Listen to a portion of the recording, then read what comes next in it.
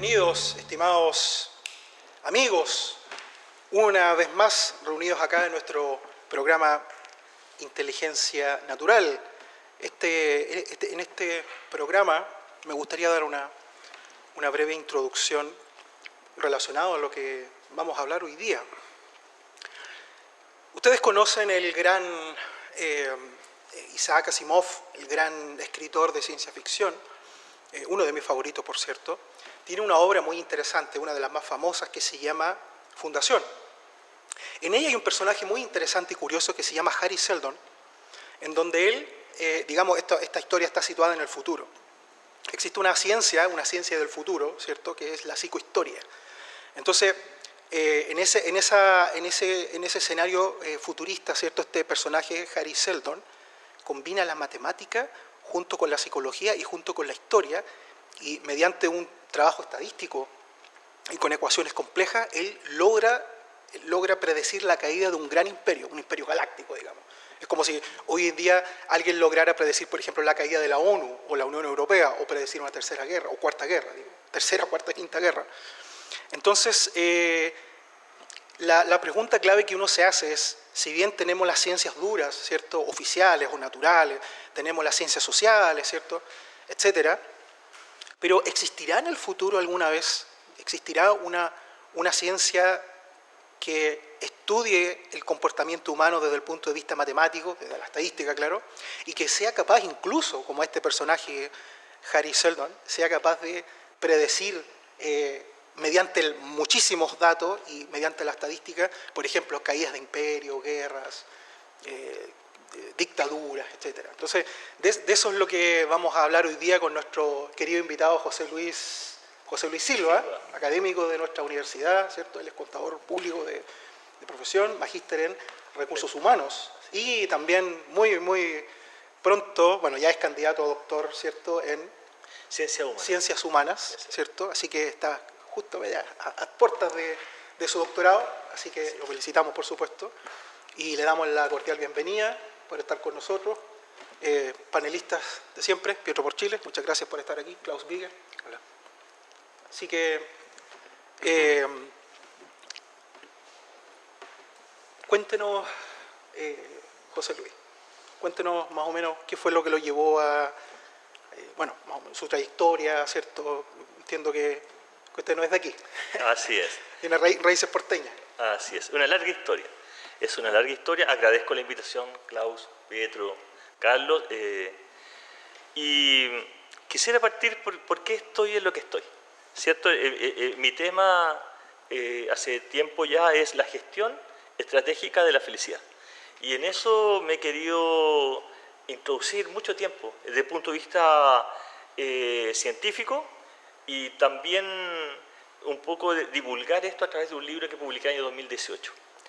Creo que en el año 2018 percibía dentro de las organizaciones problemas graves de salud mental, de entornos laborales complejos, de denuncias por maltratos, había corrupción, habían casos donde se ponían de acuerdo por los remedios, el precio de los remedios, del papel higiénico, la colusión, y eso lo encontraba raro. La verdad que como que en el 2017 dije, no, esto va mal. Había un problema de desregulación en todo sentido.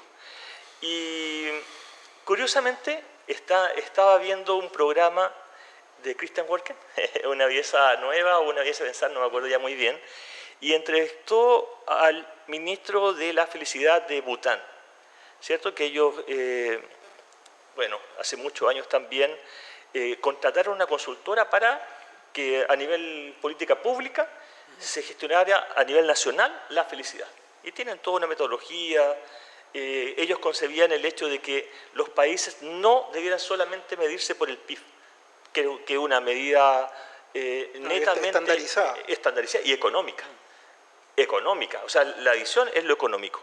Y por lo tanto Bután genera un concepto muy interesante que se llama la felicidad interna bruta, que se llama, en vez de PIB, sería FIB. Y eso lo encontré magnífico y dije, wow, ¿esto cómo se puede incorporar? Yo estaba en este escenario, ¿cierto?, leyendo este escenario en Chile, y dije, ¿cómo se puede incorporar esto a nuestras organizaciones?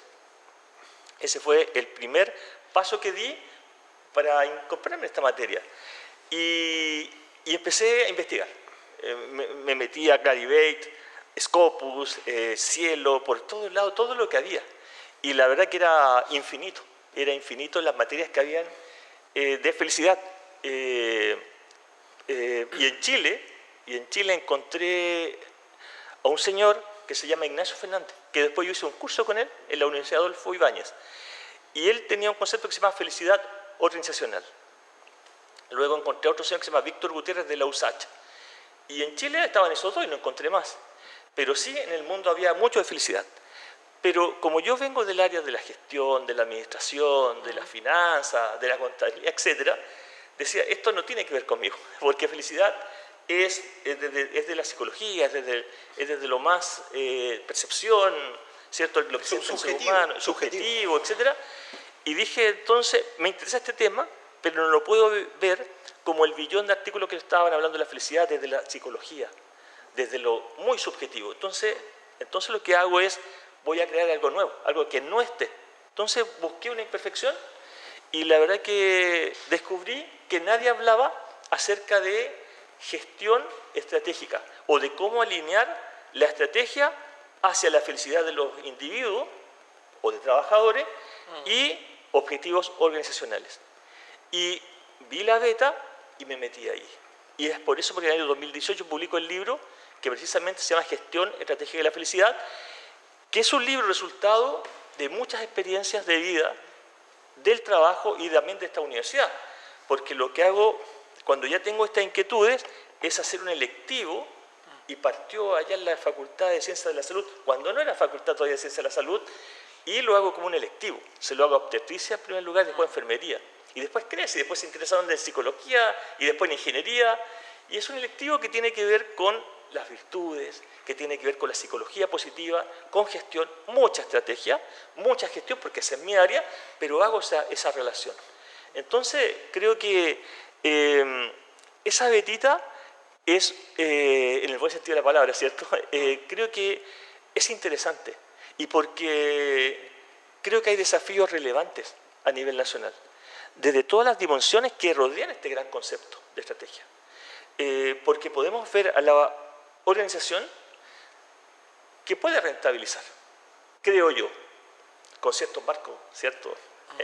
No a destajo, ¿cierto? No a acumulación de capital porque sí o de una manera destructiva, extractivista total, sino que podemos rentabilizar, podemos pensar en un buen desempeño, podemos pensar en productividad, pero sin olvidar los objetivos personales, sin olvidar el trato justo, sin olvidar la felicidad subjetiva de las personas, sin olvidar entornos positivos, sin olvidar, porque creo que ahí es lo complejo. De acuerdo a mi punto de vista y de todo lo que he revisado, creo que ese libro nace producto de una desconexión entre las personas, lo que sentimos las personas, en una desconexión con el otro, tanto relaciones positivas buenas o malas, pero hay una desconexión con el otro, y en una desconexión también con la naturaleza. Y por lo tanto,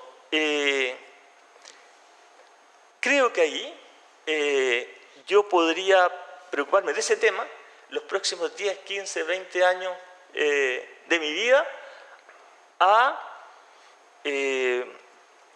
promover ese concepto de cómo en las organizaciones se puede de manera estratégica gestionar esa brecha que existe entre los objetivos personales y los objetivos organizacionales. Eso es como, ¿por qué me metí en eso? Eso es el gran sentido que encontré y que también me da sentido a mí. La verdad que a mi trabajo le da sentido. Creo que es una muy buena forma de levantarme con ganas todos los días, de pensar en eso. Y vi dos enfoques. Uno es la investigación rigurosa, positivista podemos decir, de la línea dura, ¿cierto? y lo que expresé en ese libro, que a veces yo me pregunto, intuitivamente lo hice, sin tener grandes conocimientos, pero creo que esa ingenuidad también es linda y la cuido como un tesoro. Creo que también tenía algo bastante particular de lo que estaba diciendo ahí.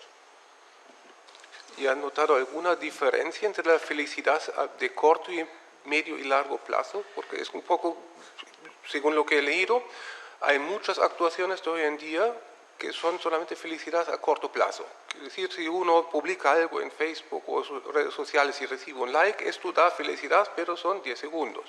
Si alguien compra algo que le gusta, también da felicidad, pero son también pocos segundos o quizás minutos. Mientras que una felicidad a medio y largo plazo, parece que nadie lo está buscando ya.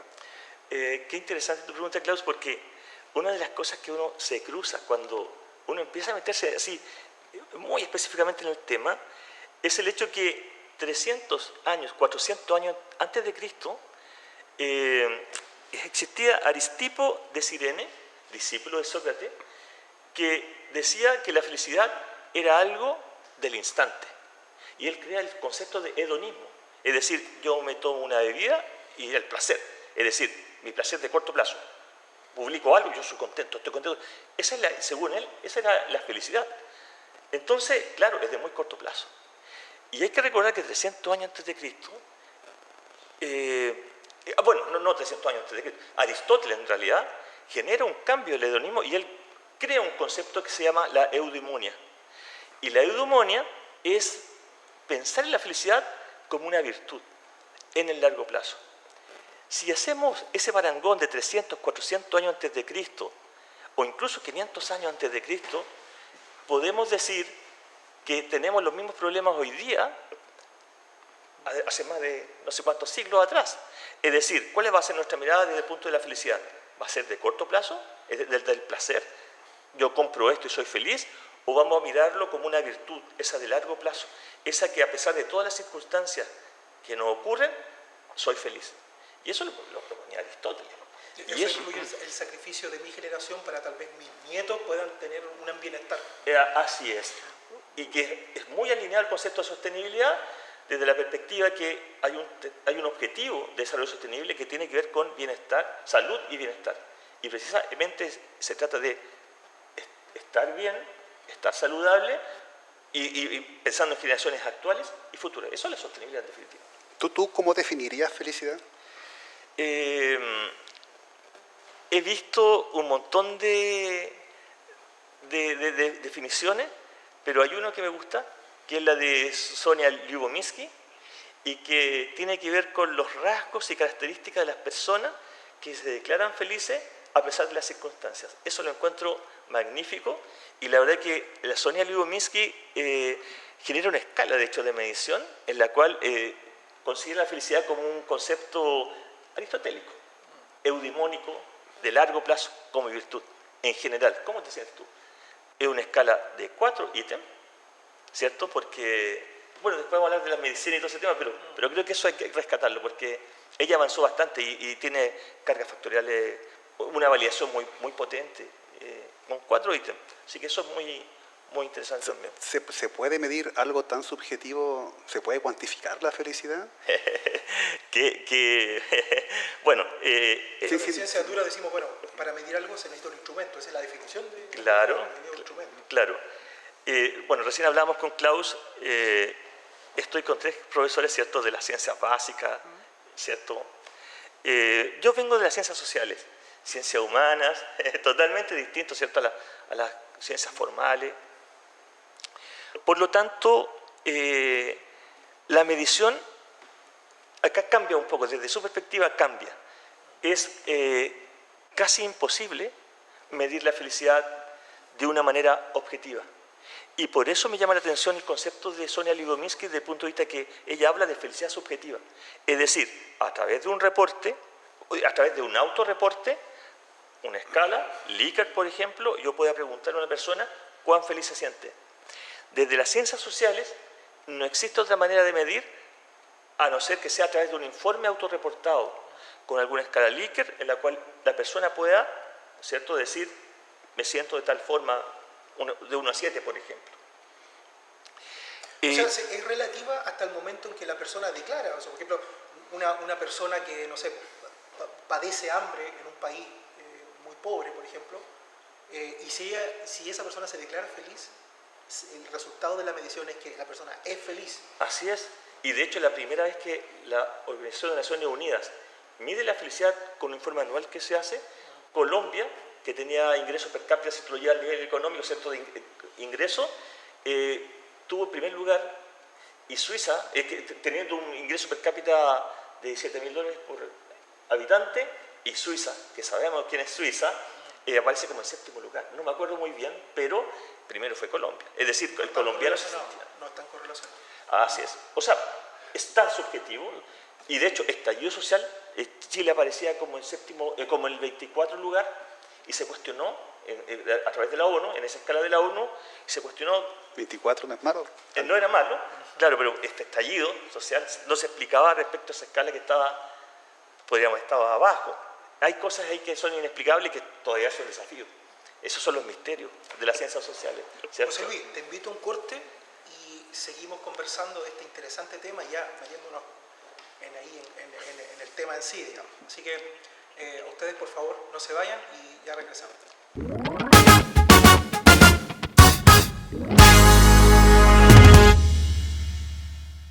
Regresamos con Inteligencia Natural. Estamos aquí hablando sobre la felicidad y cómo medirla. Yo quisiera hacer, José Luis, una pregunta como físico, ¿ya?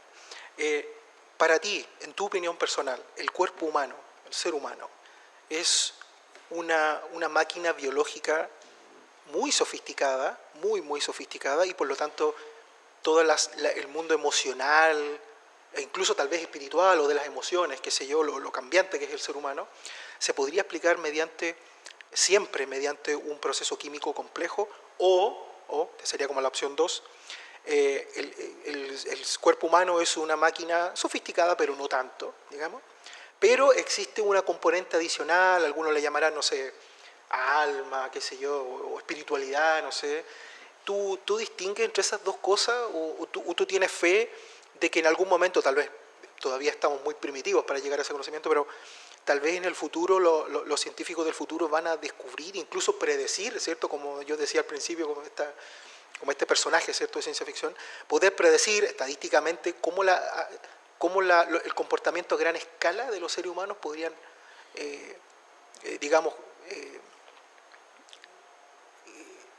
marcar hitos en la historia. ¿Es una máquina sofisticada que aún queda por entender o es una máquina no tan sofisticada que tiene un componente que nunca vamos a comprender? Partamos de la base que es una máquina sofisticada, muy compleja y difícil de comprender. De acuerdo a la tecnología de hoy día, es como imposible. Sin embargo, hay ciertos avances respecto a la medición de hormonas del ser humano y que puedan, de alguna manera, aportar información de cierta disponibilidad positiva como ser humano. No sé si la palabra correcta, pero la serotonina, la endorfina, dopamina, etcétera, e incluso que se habla de las hormonas de la felicidad. Entonces, de alguna manera, pero sin embargo, he visto dentro de la ciencia que, y habiendo estadísticas y habiendo correlaciones y etcétera, que puede que solamente marquen una parte de su felicidad y el espectro completo no se vea.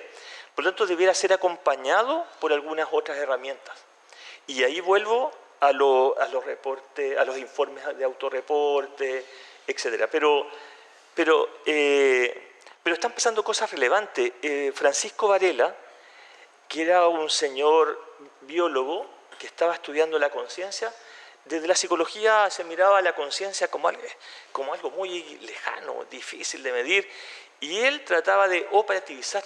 Y él decía que la mirada biológica es algo reduccionista. No debemos ver el cerebro como algo solamente desde la fisiología, desde la psiquiatría. No, debemos mirarlo. Le planteó algunas dimensiones e incluso hablaba de la fuerza motora en la conciencia.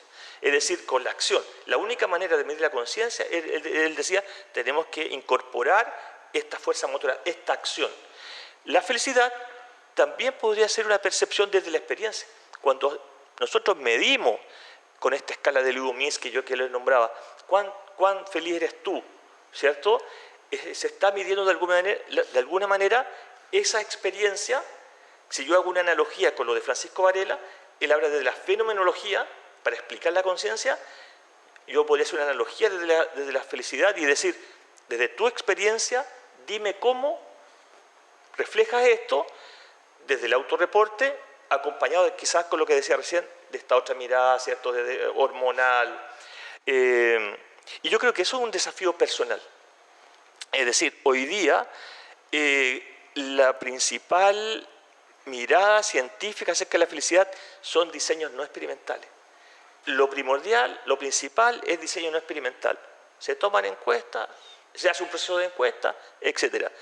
Pero el desafío futuro es lo experimental. Es decir, cómo a través de un experimento realmente nosotros podemos, desde la objetividad, realmente medir. Y ahí están los desafíos reales. Está lo del escáner, que tú hablas, Klaus, ¿cierto?, del escáner. Si hago una analogía con lo que decía Francisco Varela lo mismo.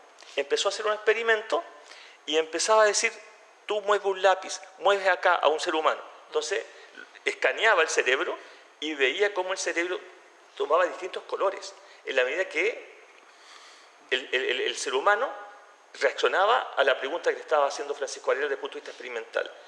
Es decir, escaneó el cerebro y empezaba ya a darle una importancia importante desde la fenomenología. Yo creo que por ahí podría ser el camino de la felicidad, pero insisto que es muy complejo el ser humano para llegar a algo bien cierto todavía. Como que...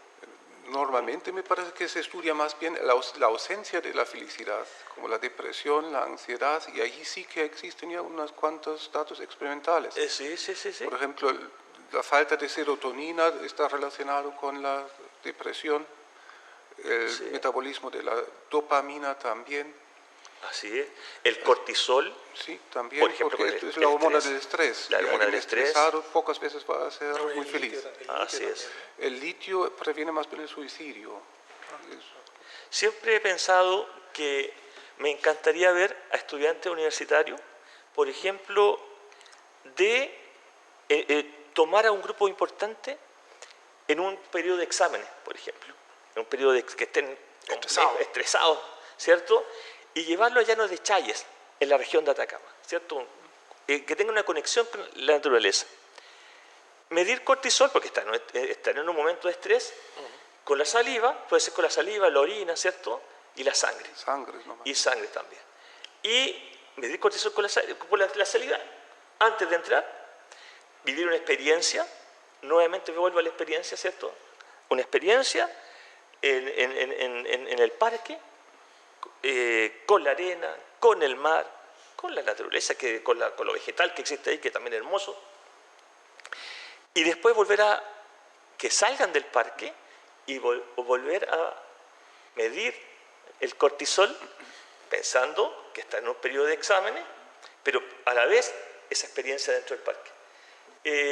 No he encontrado nada al respecto. De investigación, claro, están los baños de bosque. Hay gente que ha investigado respecto a principalmente preinfancia, primaria, secundaria, lo incorporan en un bosque y se está midiendo, ¿cierto?, entrada y salida, la clase dentro del bosque, al aire libre, eso se está haciendo, ¿cierto? Pero es experimental. Viendo el experimental, ahí está el desafío real, ¿cierto? Es como la hormona es de la ciencia biológica, la ciencia básica, que se podría uno agarrar de esa perspectiva. Pero también es cada vez más un problema económico, porque medir algo, especialmente una hormona, un neurotransmisor, es una cosa cara. Y hacer esto requiere recursos, mientras que rellenar un formulario es muy barato y es muy rápido. Así es. E interdisciplinaridad. Es decir, yo sigo con mi línea desde mi formación, pero trabajar con psicólogos, gente de la salud, eso no se podría hacer solo, ¿cierto? Siempre con grupos de otras disciplinas. Yo creo que eso también es primordial. Esto no se puede solamente mirar desde una área. Por lo mismo, el ser humano es complejo, muy complejo. Yo tenía una consulta en base a lo que tú mismo comentas. Hay muchos estudios en varios lados y en Chile podemos decir somos felices. En Atacama hay alguna información, tú tienes algún muestreo, algún testeo de lo que nos ocurre como región. Hay regiones que se pueda visualizar que sean más o menos felices. ¿Existe algo para nuestro país? En nuestra región hay unas mediciones de la Universidad Santo Tomás que se hace anualmente. Estuve leyendo y nuestros indicadores son moderados al respecto. Pero no es muy determinante. A mí la verdad que no me gusta mucho. Creo que también hay desafíos importantes de medir la felicidad en las características que tiene esta región. Para mí, creo que es importante no ocupar una escala estandarizada acá en la región, porque creo que es una región extrema, con clima extremo, es una región que tiene problemas, en algunos casos, de temas atribuibles a cambio climático, aluviones 2015, 2017, 2019. Es una región que tiene problemas de agua, pero a la vez es una región que tiene un mar hermoso, un desierto que llama a la serenidad, tiene unas estrellas, un cielo prístino, que los jóvenes, yo he visto acá, he escuchado de mis alumnos que tienen fin de semana salidas con sus amigos a ver las estrellas. Tenemos paisajes prístinos a la alta montaña, y yo creo que se debe medir o se debe generar alguna escala de medición en base a esa realidad. No en escalas estandarizadas como todo el mundo. Yo creo que aquí tenemos, si entramos en el tema económico, tenemos una diferencia con otras regiones que, al ser un sector minero, genera una tergiversación, por ejemplo, del dinero, del punto de equilibrio entre oferta y demanda, donde no todas las personas tienen acceso a un producto, a un servicio, producto de este desajuste, que todo es demasiado elevado. Por lo tanto, creo que y perdón por meterme en ese tema, pero creo que el sueldo mínimo debería ser diferenciado a nivel nacional, porque creo que acá hay personas que no tienen acceso. Yo creo que todos esos factores que estoy hablando merecen un tratamiento especial desde la felicidad, desde la medición. Soy bastante crítico al respecto. Yo al principio no dije, pero sí comenté que yo no era de acá. Yo soy de Valparaíso y yo llegué hace 15 años acá. Me he enamorado de esta región, tienes cosas muy hermosas y creo que alguna vez cuando yo jubile, quizás 10, 12, 15 años más, no lo sé, una de las cosas que voy a echar de menos son los paisajes prístinos, que ni en Valparaíso ni en Viña existen, o el silencio del desierto, la pampa, que son cosas para mí majestuosas. Lo que pasa en alta montaña, lo mismo, es majestuoso. Guanacos libres, los flamencos, Laguna Verde, es algo muy mágico que es inolvidable y para mí me genera esperanza, me da una esperanza increíble que no está en otras regiones. ¿La región invita a ser feliz? La región invita a ser, por supuesto que sí. Y ahí creo que está en mi desafío del futuro. Incorporarme en esa área y cómo podemos, de manera interdisciplinaria, investigar concretamente la felicidad, pero en base a esas características regionales. Creo que ahí eso es muy interesante. El problema es que si no se aplica un instrumento estandarizado, es muy difícil compararlo con otras regiones. Así Por es. esto se utiliza el estándar justamente para hacerlo comparable. Así es. Justamente, ahora a lo que yo voy es poner en valor, a lo mejor, este grado de felicidad compensar con otras regiones.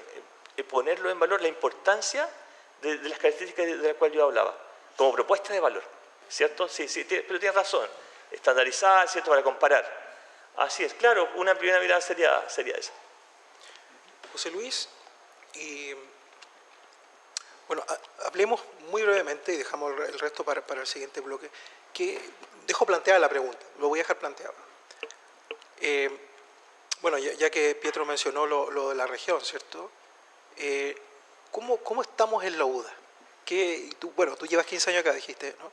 Ya, entonces, en estos 15 años, basado en los estudios que has hecho, lo que has observado, también eres académico, entonces ves pasar generaciones de chiquillos, ¿cierto? Y chiquillas que digamos que tienes el dato de entrada y salida, ¿no? Los ves salir, los ves entrar como niños infantiles y después como ya casi profesionales.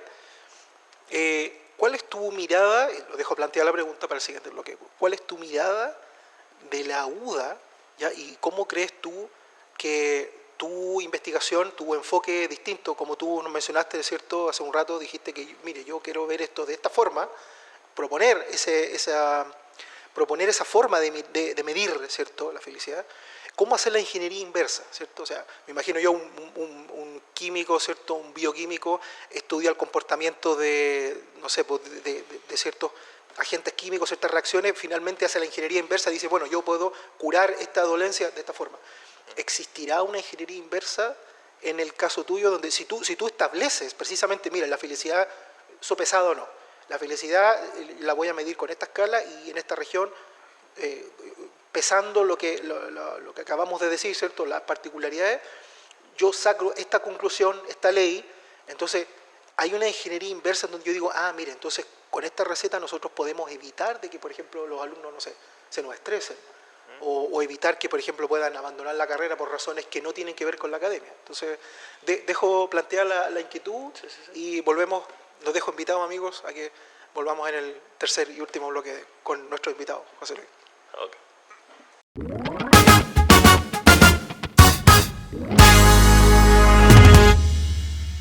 Nuevamente, bienvenidos, estimados amigos. Estamos aquí ya en nuestro último bloque, ¿cierto?, con nuestro invitado, y habíamos dejado la pregunta planteada. ¿Cómo está la UDA? ¿Cuán feliz es la UDA?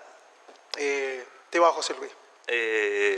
Bueno, buena pregunta también. Y la verdad que tuve algunos avances antes de irme a doctorar y algunos ejemplos de los cuales trabajamos con unos colegas hicimos un estudio cualitativo a los profesores. Trabajamos en conjunto con una académica de Colombia y de España. Entonces, ocupamos la escala de Seligman y de Fernández de la psicología positiva, que eran 6 dimensiones, en cuanto a emociones positivas, en cuanto a compromiso, relaciones confiables, logro y reconocimiento, el sentido y desarrollo personal y profesional. Eso era de Seligman originalmente, pero Ignacio Fernández de acá de Chile le agregó una más y generó un modelo bastante interesante. Y la verdad que partimos con unas tesis de unos estudiantes de ingeniería comercial y que después fueron publicados y bueno, y ahí aparecen cosas relevantes. Cosas relevantes como hallazgos como que el académico siente que tiene mucho sentido su trabajo, pero bajo nivel en relaciones confiables, por ejemplo. ¿Relaciones confiables entre alumnos y profesores? Entre los colegas. Entre colegas. Entre colegas. Eso mismo partí hablando de España y de Colombia. Y de Colombia, sí, después me metí con lo de estudiantes. Bueno, eso fue un resultado con estudiantes, pero de Colombia, perdón, ahí me perdí un poco, con Colombia, Universidad Tecnológica de Bolívar, de Cartagena de Indias y Universidad de Alicante, de España. Y era un estudio cualitativo y fíjate que, bueno, medimos lo mismo que había dicho recién, pero hacíamos una pregunta cualitativa, solita, y que era lo más desagradable o lo más molesto que se podía vivir en una universidad. Y hubo algunas cosas que salieron en los 3 estudios, tanto en España, Colombia como en Chile, que era el ego, la soberbia y la venganza. Yo creo que son 3 conceptos que a lo mejor en pasillo se conversa o a lo mejor puede ser un resultado de algo circunstancial, ¿cierto? Pero es un hallazgo que se debe poner atención desde el punto de vista del profesorado y que a lo mejor dañe relaciones y que a lo mejor dañe entornos positivos laborales y en las 3 universidades y distintos continentes. Entonces, esas cosas llaman la atención. Después, con un colega de industria, que es Carlos Galleguillo, nos dedicamos a preguntarnos cuán sostenibles somos y cuánto eso nos hace feliz en la universidad, pero en estudiantes. Y de verdad que ahí aparecieron cargas factoriales bastante relevantes. Los chicos son felices en la medida que se comportan de manera sostenible desde lo ambiental, desde lo social, desde lo económico. Los estudiantes, por ejemplo, hoy día descubrimos que no le compran a una empresa cuestionada. Ellos son bastante éticos desde el punto de vista, no, esta empresa ocupa ratones y entonces yo no voy a ocupar, no voy a comprar.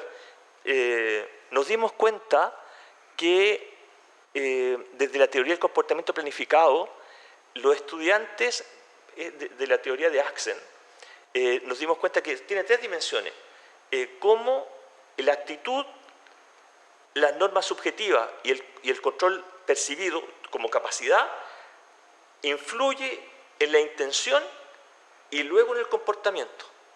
Y nos dimos cuenta que los estudiantes, nuestros hallazgos dicen que ya no se fijan mucho en lo que dice su compañero, el amigo, la familia. Son más independientes. Y eso corroboró investigación previa. No como antes, por ejemplo, en donde incluso las películas se ve de antes, ¿no? En los años 80, los adolescentes, la percepción que tenía, la autoestima del adolescente dependía mucho de cómo entraba en el grupo. Claro. De qué opinaban de él, si pertenecía a algún grupo o no, digamos, el deportista, el intelectual, qué sé yo. Así es. Y tú aprendías Era a muy tocar, importante pertenecer. claro, y tú aprendías a tocar guitarra para que ser aceptado por un grupo, por ejemplo. Exacto. O tenías ciertas habilidades para que a lo mejor podía ser aceptado. Claro, hoy día como que hay un cambio en la juventud. Y eso es relevante. Interesante. Es interesante. Sí. Y volviendo al tema de los profesores, estamos ya elaborando el paper final, nuevamente con Colombia y con España, respecto, que a lo mejor pasó por sus manos un cuestionario alguna vez, respecto a cómo estos cambios de transformaciones sociales que estamos viviendo hoy día, como la inclusión, la diversidad, etcétera, que tienen que ver, son de derechos humanos, que tienen que ver con la sostenibilidad, afecta la felicidad subjetiva. Y cómo la cultura institucional percibida también tiene media entre la actitud de justicia social y la felicidad. Bueno, hay algo bastante relevante. Voy a dar una premisa porque eso ni siquiera ha sido publicado, pero no hay, fíjate, influencia. Ni tampoco media en la cultura. El profesor sí considera positivo el hecho de que haya una cultura institucional inclusiva, lo considera relevante, pero posiblemente la justicia social ha sido a lo mejor muy acelerada. Estamos buscando por qué pasa esto. Pero la verdad que eso no le hace muy feliz. Entonces, también creo que son resultados relevantes. Muchas veces, cuando nos ponemos con un seco hacia lo cuantofrénico, a cuantificar todo, decimos, no, pero la estadística tiene que dar. La estadística tiene que dar. Bueno, si no da, si esta cosa no fluye y no es significativa, son resultados. Y eso creo que también hay tendencia hoy a ser honesto con lo que está pasando y reflejarlo y publicar lo que realmente pasa. Simplemente significa que la teoría que uno se había formado no es la correcta. Así es. Así y ahí es. sería interesante también, ya que aparentemente hay una evolución a lo largo del tiempo, hacer esto sistemáticamente, monitorearlo todos los meses, para ver si, por ejemplo, épocas de exámenes, vacaciones, etcétera, tienen una influencia directa sobre esta felicidad y cómo va la evolución a lo largo de los años.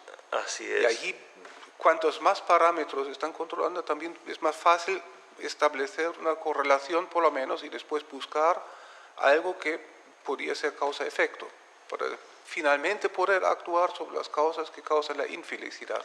Así es. O buscar las causas que consiguen felicidad. Si vuelvo a la UDA, como la pregunta original, y también me hago un mea culpa, las presiones laborales, las evaluaciones anuales, nuestra vida académica tiene 4 puntos importantes, ¿cierto?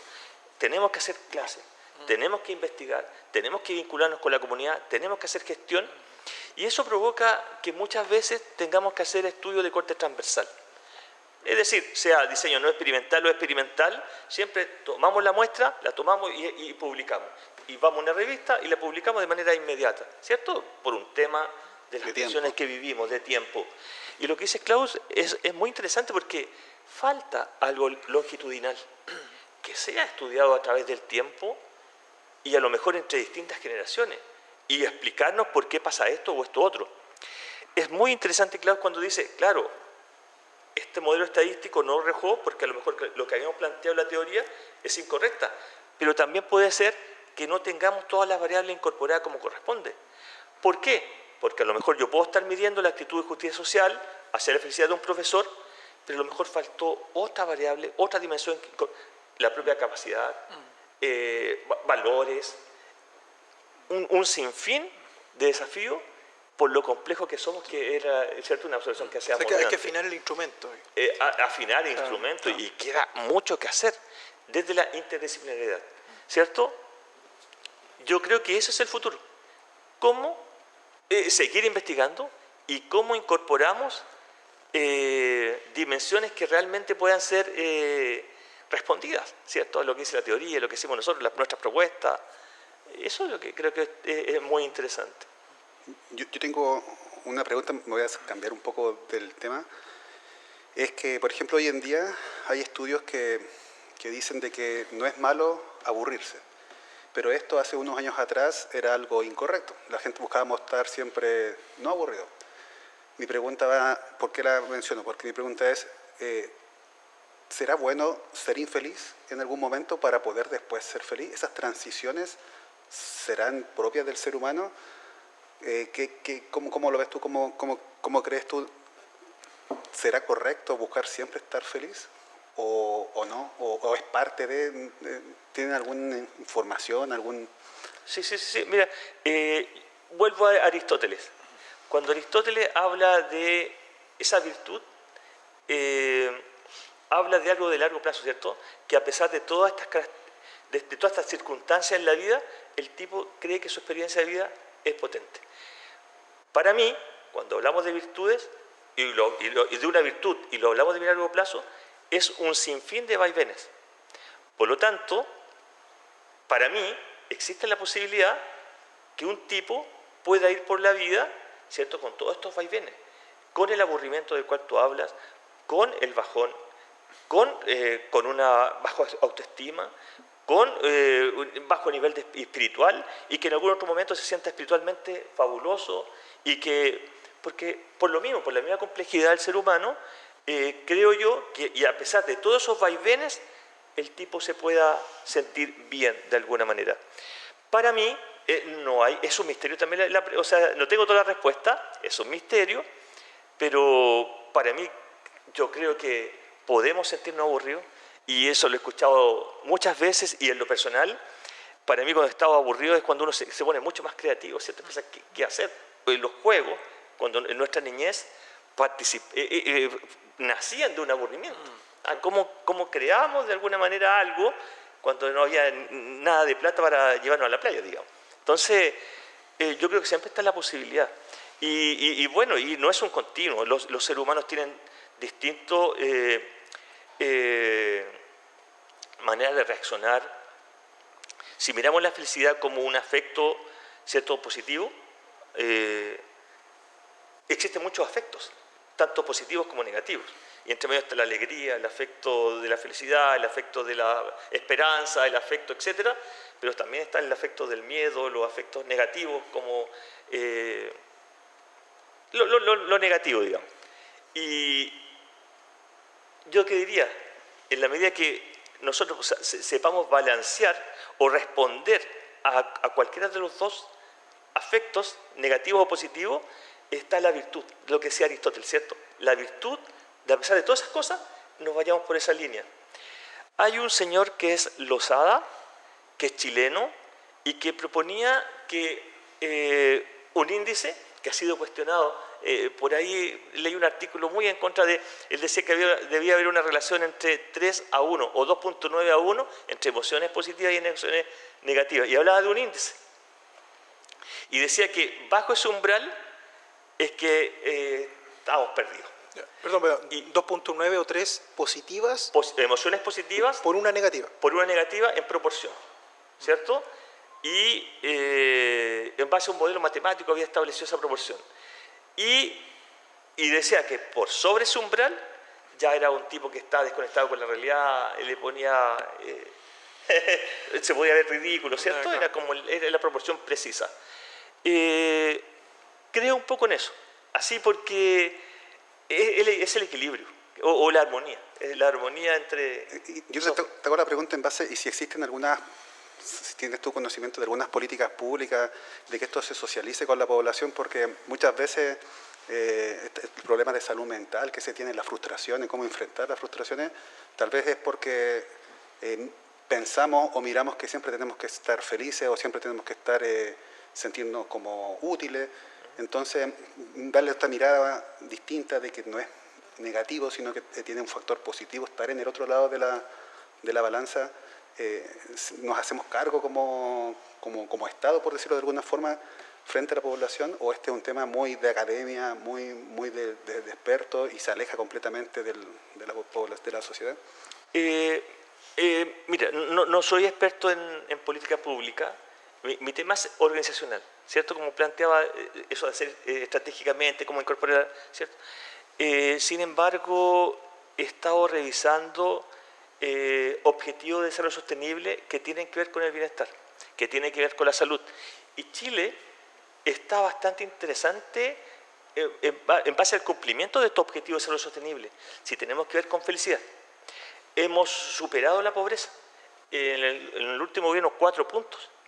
Eso nadie lo dice, pero se mejoró en 4, disminuyó la pobreza en 4 puntos. Si lo miramos desde el punto de vista desde lo económico.